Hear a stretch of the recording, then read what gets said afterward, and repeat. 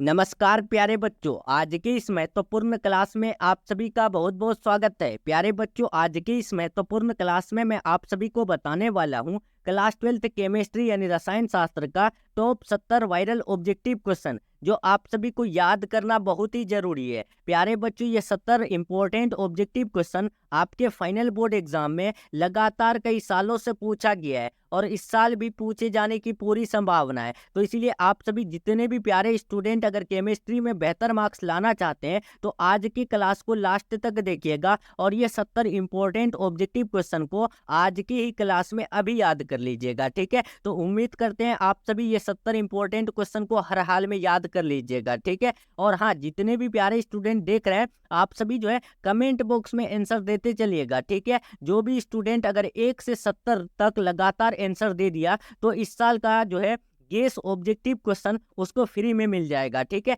तो आप सभी क्या कीजिए, 1 से 70 तक पूरा जो है यानी क्वेश्चन का आंसर आप सभी कमेंट बॉक्स में ड्रॉप करते चलिए। उसके बाद स्क्रीनशॉट हमारे व्हाट्सएप नंबर पे भेजिए, आप सभी को जो है फ्री में दे दिया जाएगा। ठीक है, लेकिन 1 से 70 तक पूरा जो है यानी आंसर रहना चाहिए। ठीक है, तो आप सभी बस स्क्रीनशॉट भेज दीजिएगा कि सर मैं ये कमेंट किया हूँ यानी हर एक क्वेश्चन का। ठीक है, मैं ये इसीलिए लेके आया हूँ क्योंकि बहुत स्टूडेंट जो है ना पूरा क्लास को नहीं देखते हैं, क्लास को स्किप करके चले जाते हैं और जब फाइनल बोर्ड एग्जाम हो जाता है तब पूछते क्या है कि बोले सर आपका क्वेश्चन नहीं आया है। जिस वजह से मैं ये लेकर आया हूँ कि आप सभी 1 से 70 तक पूरा क्वेश्चन देखिए। उसके बाद आप सभी क्या कीजिए, कमेंट करते चलिए हर एक क्वेश्चन का। ठीक है, उसके बाद स्क्रीनशॉट मुझे भेजिए, उसके बाद आपको 400 गेस ऑब्जेक्टिव क्वेश्चन का पीडीएफ फ्री में मिल जाएगा। ठीक है, तो बस आपको ये करना है। तो देखिए आपके स्क्रीन में पहला क्वेश्चन आ चुका है।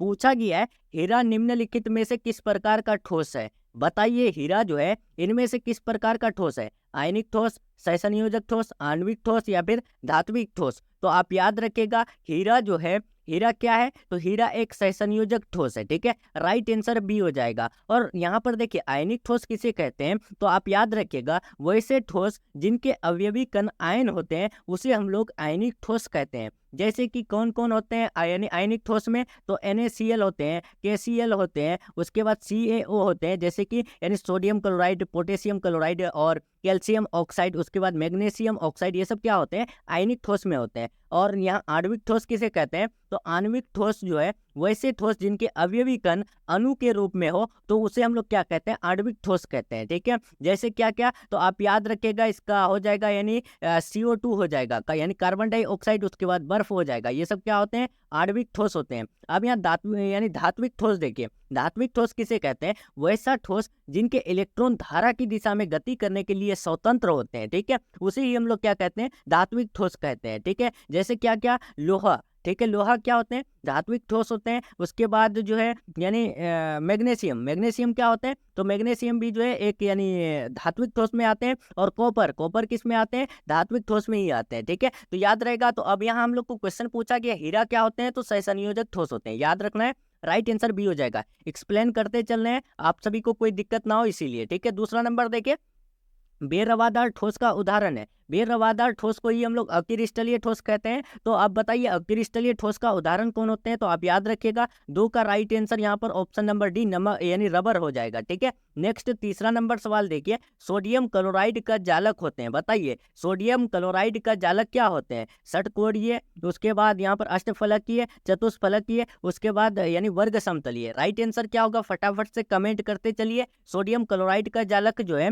वो होते हैं क्या, अष्टफलकीय। ठीक है, राइट आंसर 3 का बी हो जाएगा। नेक्स्ट 4 नंबर देखिए, यहाँ पर पूछा गया है घनाकार क्रिस्टल में बरे जालकों की संख्या होती है। बताइए इसका राइट आंसर क्या होगा, घनाकार क्रिस्टल में बरे जालकों की संख्या। तो आप याद रखिएगा right answer option number A हो जाएगा 3। ठीक है, नेक्स्ट 5 नंबर क्वेश्चन देखते हैं, शॉर्टकी दोष के कारण ठोस का घनत्व तो क्या होता है। शॉर्टकी दोष के कारण ठोस का घनत्व तो बताना है, बढ़ जाता है, घट जाता है, शून्य हो जाता है, इनमें से कोई नहीं। तो आप याद रखिएगा घट जाता है। ठीक है, नेक्स्ट 6 नंबर क्वेश्चन देखिए, 6 नंबर क्वेश्चन पूछा गया है समपराशरी विलयन में बराबर होता है। बताइए समपराशरी विलयन बराबर होता है किसके, घनत्व, विलयन यानी नॉर्मलता, मोलर सांद्रण और उसके बाद शक्ति। तो आप याद रखिएगा राइट आंसर यानी 6 का हो जाएगा, समपराशरी विलयन मोलर सांद्रण के बराबर होता है। राइट आंसर डी हो जाएगा। नेक्स्ट 7 नंबर देखिए, टिंडल प्रभाव पाया जाता है। बताइए टिंडल प्रभाव किस में पाया जाता है, विलयन में औक्षेप में, सौल में,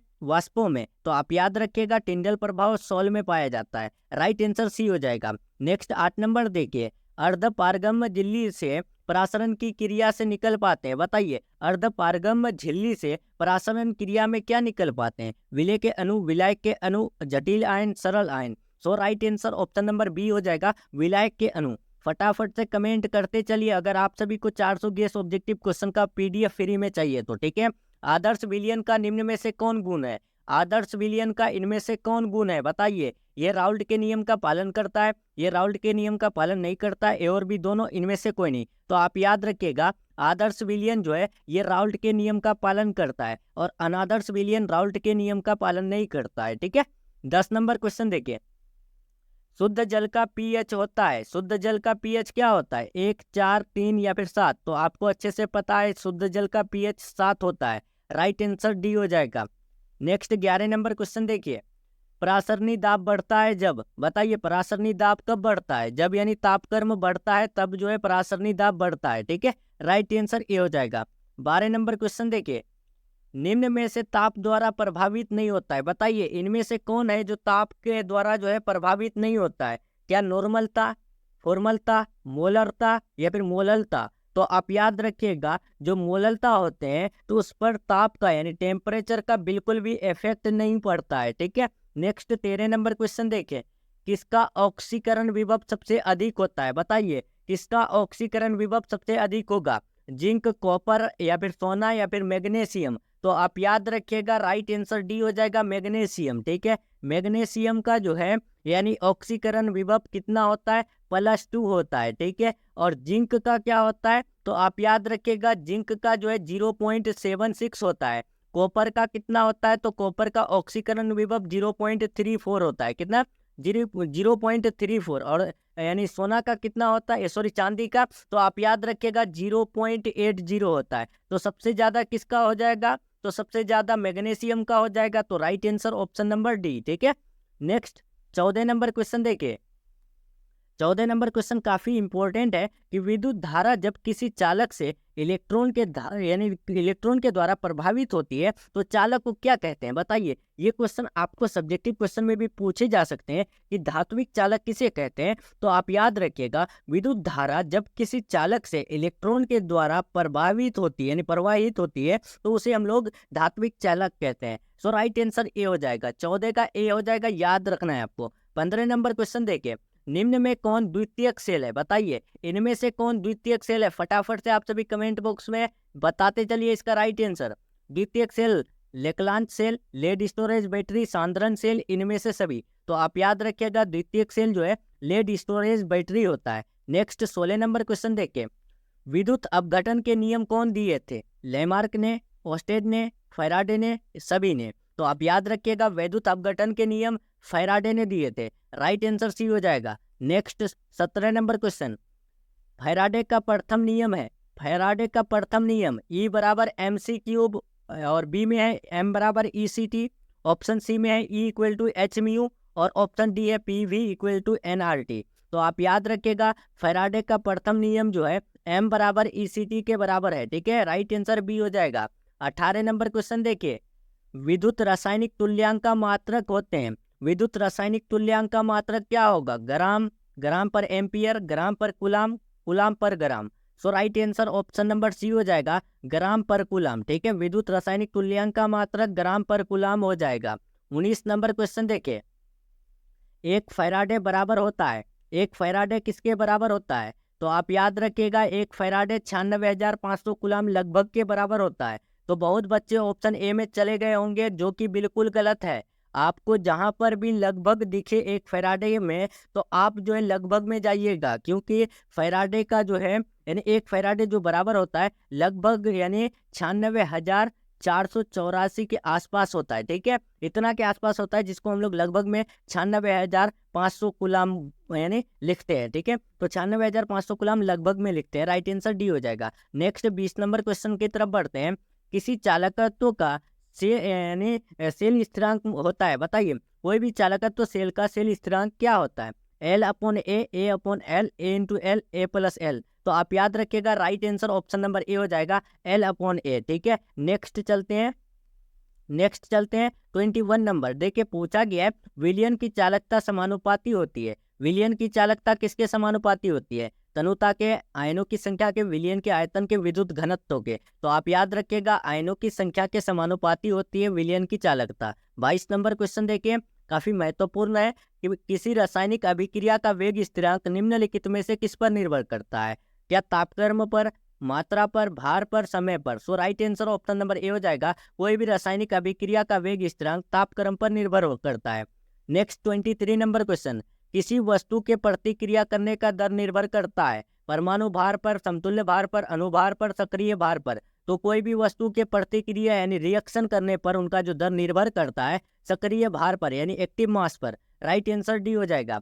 24 नंबर क्वेश्चन देखिए, जितने भी स्टूडेंट देख रहे हैं आप सभी कमेंट बॉक्स में देते चलिएगा, ठीक है। और हाँ, अगर आपको सभी सब्जेक्ट का पीडीएफ जो है यानी गेस क्वेश्चन वाला जो एग्जाम में आने वाला क्वेश्चन है वो अगर आपको फ्री में चाहिए तो प्रत्येक दिन का क्लास में आप सभी को यानी हर एक क्वेश्चन का आंसर कमेंट बॉक्स में देते चल रहा है। जो भी स्टूडेंट 5 दिन अगर लगातार आंसर दिया तो उसको जो है यानी फ्री में पूरा नोट्स मिल जाएगा, ठीक है। तो देखिए यहाँ पर 24 नंबर, रासायनिक अधिशोषण में कितनी परतें होती है? बताइए, रासायनिक अधिशोषण में कितनी परतें होती है?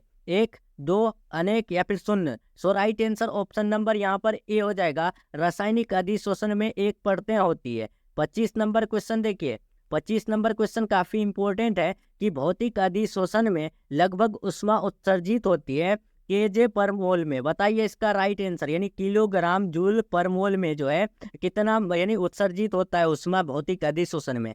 क्या 20 से 40, 40 से 60, 60 से 80, 40 से 100? तो आप याद रखिएगा 20 से 40। नेक्स्ट 26 नंबर क्वेश्चन देखिए, रासायनिक अधिशोषण अभिक्रिया है। रासायनिक अधिशोषण अभिक्रिया क्या है? अनुत्क्रमणीय या फिर उत्क्रमणीय, बहुलकीकरण या फिर इनमें से कोई नहीं? तो आप याद रखिएगा रासायनिक अधिशोषण यानी अनुत्क्रमणीय अभिक्रिया है। नेक्स्ट 27 नंबर क्वेश्चन, P2O5 अच्छा है एक, बताइए इसका राइट आंसर क्या होगा? फॉस्फोरस पेंटा ऑक्साइड एक अच्छा है क्या? अधिशोषक, अवशोषक, अवकारक, रंग विनाशक? तो आप याद रखिएगा यह एक अवशोषक है। नेक्स्ट 28 नंबर, टाइलिन नामक एंजाइम का स्रोत है।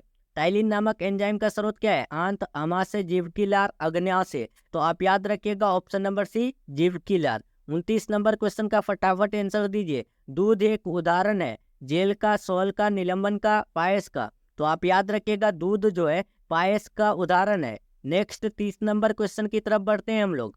30 नंबर क्वेश्चन पूछा गया है, निम्नलिखित में से किसके लिए हिमांक का अवनमन अधिकतम होगा? हिमांक का अवनमन किसके लिए अधिकतम होता है? K2SO4, NaCl, urea, glucose?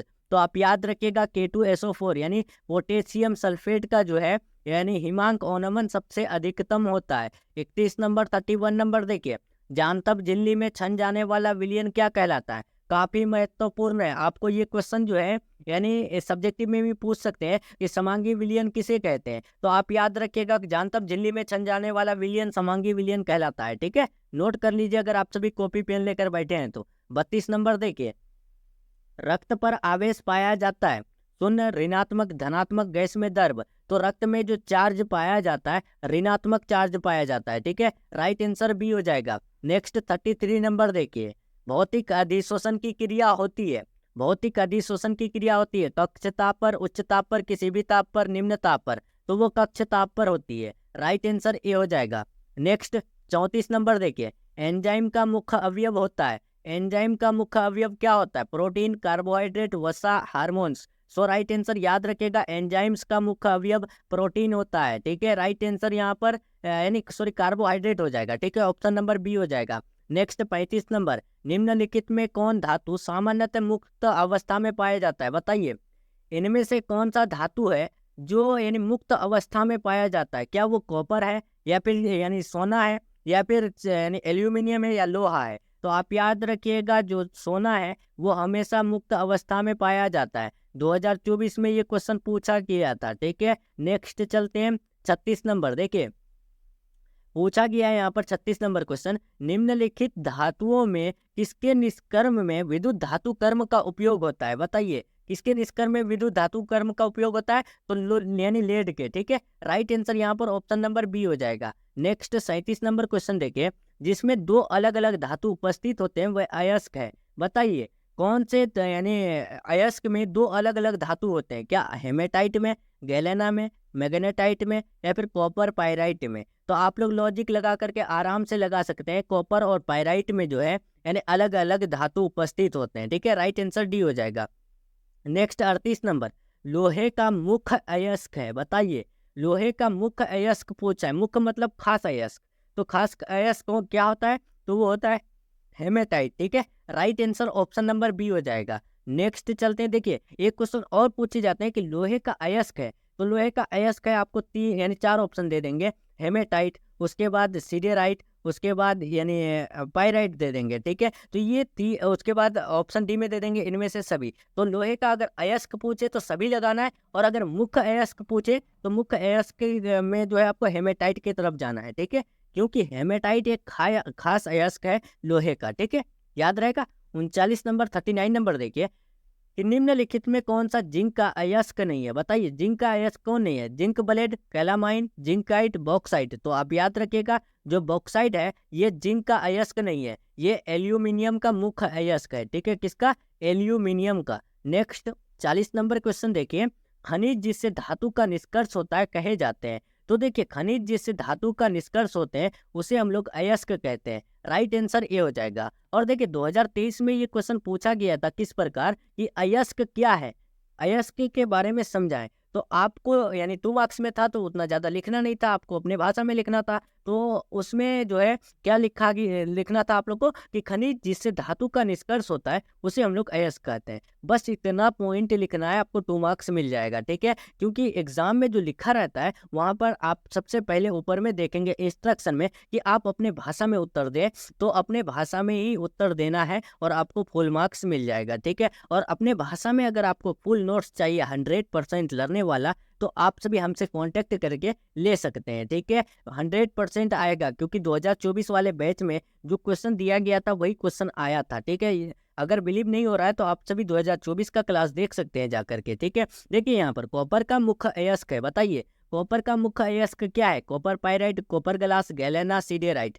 तो आप याद रखिएगा कॉपर पायराइट का यानी कॉपर का मुख्य अयस्क गैलेना होते हैं। नेक्स्ट 42 नंबर क्वेश्चन देखें, वात्या भट्टी। देखिए यहाँ पर पूछा गया है कि वात्या भट्टी में निम्नलिखित में किस ऑक्साइड का अपचयन होता है, आयरन का ऑक्साइड, कॉपर का oxide, sodium oxide, zinc oxide. तो वो आयरन का ऑक्साइड का अपचयन होता है। ठीक है, राइट आंसर ये हो जाएगा, याद रखना है आपको। 43 नंबर देखिए 2024 में पूछा गया है ये भी क्वेश्चन कि निम्नलिखित में कौन सा कथन सही है। तो आप याद रखिएगा सभी अयस्क खनिज होते हैं, ये कथन सही है। ठीक है, नेक्स्ट 44 नंबर क्वेश्चन की तरफ बढ़ते हैं, लोहे का मुख्य अयस्क है, लोहे का अयस्क है। इससे पहले ही मैं आपको बताया लोहे का अयस्क क्या क्या होते हैं, मैग्नेटाइट, सिडेराइट और हेमेटाइट, ये तीनों होते हैं। तो राइट आंसर इनमें से सभी हो जाएगा। और वहीं पर सिर्फ आपको पूछ देता कि लोहे का मुख्य अयस्क है और उसके जगह में आपको ये चारों ऑप्शन आता, तो आप किस में जाते, क्या सभी में जाते, बिल्कुल गलत। ठीक है, आपको किस में जाना है, हेमेटाइट में जाना है। ठीक है, क्योंकि हेमेटाइट जो है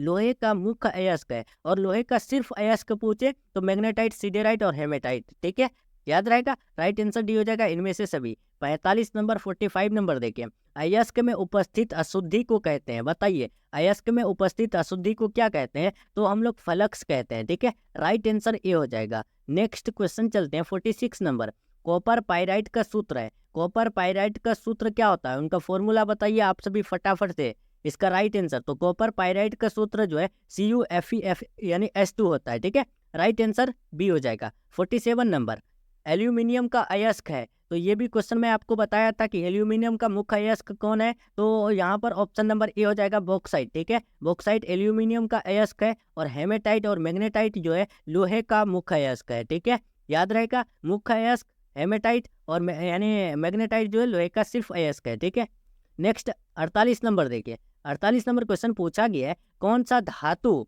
भूपर पट्टी में प्रचुर मात्रा में पाई जाती है। बहुत स्टूडेंट इसमें गलत करके आ जाते हैं। देखिए कौन सी धातु है जो भूपर पट्टी में प्रचुर मात्रा में पाई जाती है, तो आप याद रखिएगा एल्यूमिनियम। ठीक है, यहाँ पर धातु पूछा है इसीलिए एल्यूमिनियम में जाएगा। और अगर वहीं पर आपको पूछ देता कि निम्नलिखित में कौन सा तत्व भूपर पट्टी में प्रचुर मात्रा में पाया जाता है, तो ऑक्सीजन। ऑक्सीजन जो है भूपर पट्टी में प्रचुर मात्रा में पाया जाता है। और ऑक्सीजन क्या है, तो एक तत्व है, ठीक है। और धातु अगर पूछे तो एल्यूमिनियम जाना है, क्योंकि एल्यूमिनियम धातु है, ठीक है। याद रहेगा, भूलिएगा नहीं आप सभी, इससे क्वेश्चन आएंगे 100%। ये दोनों जो बताए मैं आपको, उससे आएगा एक क्वेश्चन। गैंग और फ्लक्स मिलकर बनाता है, बताइए गैंग और फ्लक्स मिलकर क्या बनाता है, तो आप याद रखिएगा स्लैग बनाता है। 50 नंबर क्वेश्चन देखिए, नीला थोथा का रासायनिक सूत्र है। नीला का यानी नीला थोथा का रासायनिक सूत्र क्या होता है, CuSO4 5H2O होता है, ठीक है। और वहीं पर हरा थोथा का क्या होता है, तो हरा थोथा का CuSO4 7H2O होता है, ठीक है। ये भी आप याद रखिएगा। नेक्स्ट 51 नंबर, 51 नंबर, निम्नलिखित में किसका बंध कोण सबसे छोटा है, बताइए बंध कोण सबसे छोटा 2024 में पूछा गया है, ठीक है। बताइए इसका राइट आंसर, तो आप याद रखिएगा H2TE जो है, यानी बंध कोण सबसे छोटा होता है इसका। नेक्स्ट चलते हैं 52 नंबर, निम्नलिखित में कौन रेडियो एक्टिव उत्कृष्ट गैस है, हीलियम, नियोन, जियोन और उसके बाद जिनोन, उसके बाद रेडोन। तो बताइए इसका राइट आंसर, तो रेडियो एक्टिव उत्कृष्ट गैस जो है हीलियम होते हैं, ठीक है। राइट आंसर ए हो जाएगा। नेक्स्ट 53 नंबर, 53 नंबर, साधारण नमक का सूत्र है। तो साधारण नमक का जो रासायनिक सूत्र होगा वो क्या होगा, तो आप याद रखिएगा NaCl, यानी सोडियम क्लोराइड जो है वो एक साधारण नमक का सूत्र है। नेक्स्ट 54 नंबर देखिए, नाइट्रिक अम्ल तैयार किया जाता है, काफी इंपॉर्टेंट है और कई साल पूछा गया ये क्वेश्चन, ठीक है, आपके बोर्ड एग्जाम में। नाइट्रिक अम्ल तैयार किया जाता है तो वो ओस्टवाल्ड विधि द्वारा, ठीक है। राइट आंसर बी हो जाएगा। नेक्स्ट 55 नंबर, उजला और पीला फास्फोरस है। उजला और पीला फास्फोरस क्या है, अपरूप, समस्थानिक, संभारिक, समन्यूट्रॉनिक। तो आप याद रखिएगा उजला और पीला फास्फोरस जो है ये एक क्या है, अपरूप है, ठीक है। राइट आंसर ये हो जाएगा। नेक्स्ट 56 नंबर, नाइट्रोजन और ऑक्सीजन है, बताइए नाइट्रोजन और ऑक्सीजन क्या है। तो आप आराम से लॉजिक लगा सकते हैं कि क्या नाइट्रोजन और ऑक्सीजन धातु हो सकते हैं, बिल्कुल गलत है। नाइट्रोजन और ऑक्सीजन में क्या आप यानी इलेक्ट्रॉन का चालक होता है नाइट्रोजन और ऑक्सीजन में, जिसमें इलेक्ट्रॉन का जो है प्रवाह होता है, तो वो तो धातु होता है, ठीक है। यानी धातु में आराम से बिजली का जो है करंट ला सकते हैं, क्या नाइट्रोजन और ऑक्सीजन में करंट ला सकते हैं। अगर ऐसा बात होता तो हम लोग ऑक्सीजन आज तक ले ही नहीं पाते, ठीक है। जो ही ऑक्सीजन लेंगे तब तक हम लोग को करंट लग जाता है, ठीक है।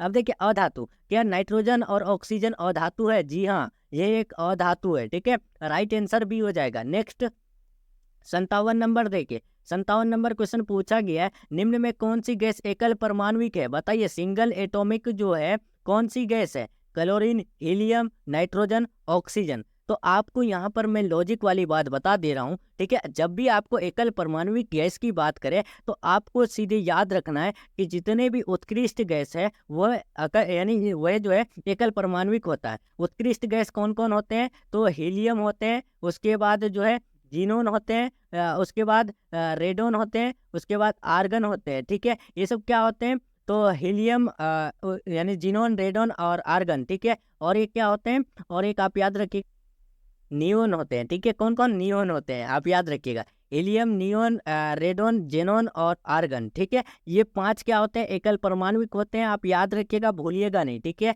इसका राइट आंसर भी हो जाएगा यानी हीलियम, ठीक है। नेक्स्ट 58 नंबर, हीलियम का सूत्र होता है, बताइए हीलियम का सूत्र क्या होगा, तो हीलियम का सूत्र He होता है, ठीक है। ये क्वेश्चन बहुत ही हलवा क्वेश्चन है, लेकिन आपके एग्जाम में 3 साल लगातार पूछा गया है। आप केमिस्ट्री का क्वेश्चन बैंक उठाकर देखिएगा, ये क्वेश्चन आपको 3 साल लगातार देखने को मिलेगा, ठीक है। नेक्स्ट 59 नंबर देखिए, HCl की खोज किसने की थी, बताइए HCl यानी हाइड्रोजन क्लोराइड का जो खोज किए थे तो वो कौन किए थे, कौन किए थे, तो आप याद रखिएगा इसका राइट आंसर डी हो जाएगा, प्रिस्टले ने, ठीक है। नेक्स्ट 60 नंबर, 60 नंबर देखिए, उत्कृष्ट गैसों का मुख्य स्रोत है, बताइए उत्कृष्ट गैस कौन कौन होते हैं। तो आपको बता दिए कि उत्कृष्ट गैस 5 होते हैं, क्या क्या होते हैं, देखिए 5 होते हैं, क्या क्या होते हैं, हीलियम होते हैं, नियोन होते हैं, रेडोन होते हैं, जीनोन होते हैं और आर्गन होते हैं। ये सब क्या होते हैं, उत्कृष्ट गैस होते हैं, जिसको हम लोग क्या कहते हैं, यानी सिंगल एटॉमिक गैस भी कहते हैं, ठीक है,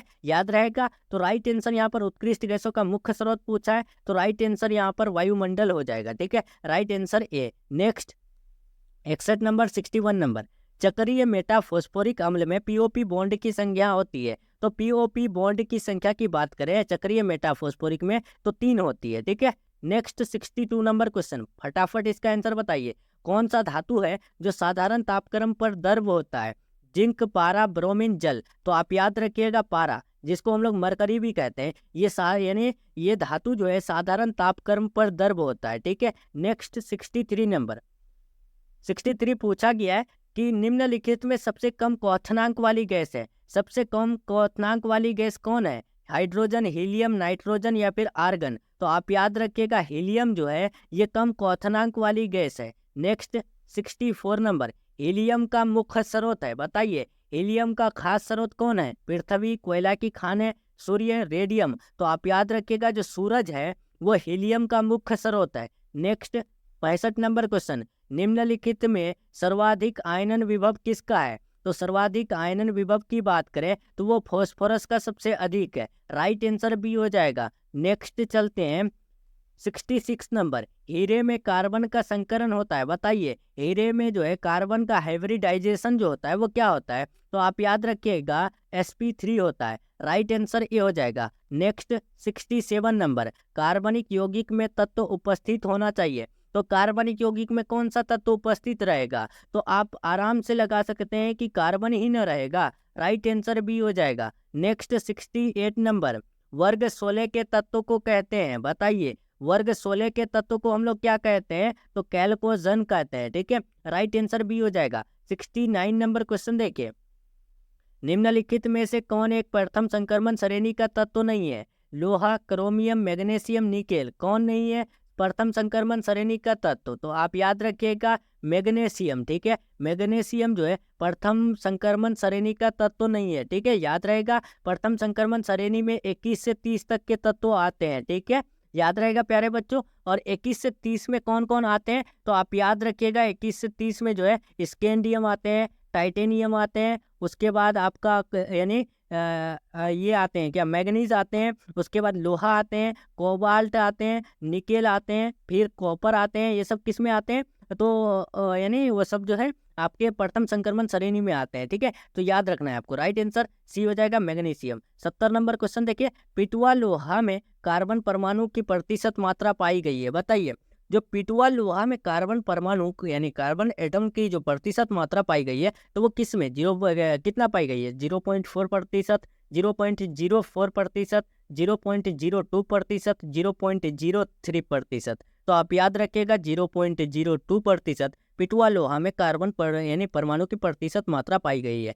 तो चलिए प्यारे बच्चों, यहाँ पर आप सभी का 70 ऑब्जेक्टिव क्वेश्चन कंप्लीट हो रहा है, ठीक है। यहाँ पर 70 ऑब्जेक्टिव क्वेश्चन जो आपका वायरल क्वेश्चन है वो उसका क्लास में आप सभी को दे दिया, और ये क्लास इंपॉर्टेंट रहा है आप सभी के लिए। अगर कोई भी क्वेश्चन में आप सभी को डाउट है तो कमेंट बॉक्स में आप सभी जरूर पूछें, ठीक है, आप सभी को मैं उत्तर जरूर दूंगा। अगर वहाँ पर नहीं पूछ पाते हैं तो आप सभी हमारे ऑफिशियल व्हाट्सएप नंबर में कॉन्टेक्ट करके यानी प्रश्न पूछ सकते हैं, आपको हर समय जो है रिप्लाई मिलते रहेगा, ठीक है, आप टेंशन मत ले। कोई भी क्वेश्चन में डाउट है, कोई भी क्वेरीज चाहिए आप सभी को, तो आप सभी पूछ सकते हैं आराम से, ठीक है। और जो भी स्टूडेंट 1 से 70 तक का प्रश्न जो है आंसर दिए कमेंट बॉक्स में, तो आप सभी क्या कीजिए हमसे कांटेक्ट कर लीजिए। नंबर है 7366865888, ठीक है। इस नंबर में आप व्हाट्सएप कीजिए, स्क्रीनशॉट या फिर आप नाम बता दीजिए, मैं कमेंट देख लूँगा।